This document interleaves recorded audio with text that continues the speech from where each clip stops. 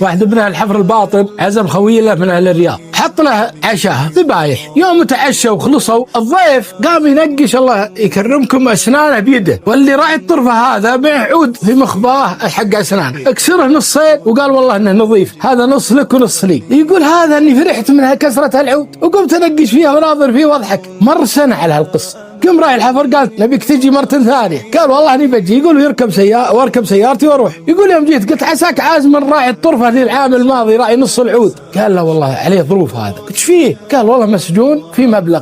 ها عليه دين؟ قال لي. يقول وانا اخذ اسمه ومعلوماته واروح للسجن. قلت في عندكم رجال مسجون هذا وصفه وهذا وصفه؟ قال لي نعم. قلت كم مبلغه؟ قال 150,000. قلت عندكم رقم اللي يطلبه؟ قال لي. قلت وادق السماعه وانا في السجن. السلام عليكم، انت فلان فلاني ساجه في 50؟ قال لي. قلت والله انا هو من قبيله وانت من قبيله وانا من قبيله وانا من الرياض وابي اساعده. كم تطرح لي؟ قال لك 5000. قال لا والله احنا نرجي اكثر. قال 10,000. قال الله يحييك تعال الفلوس معي. يقول الحين 135. يقول يوم جاء وشاف الوضع هذا ويطرح 30 15 فوق ال 15 وانا اعطيه 120 وطلع الرجال. يقول نتفت عود خلته يدفع 120,000 ريال. بعض الرجاجيل تحط له طال عمرك مثل الزبده في يدك ولا يقول حمدا ولا شكرا.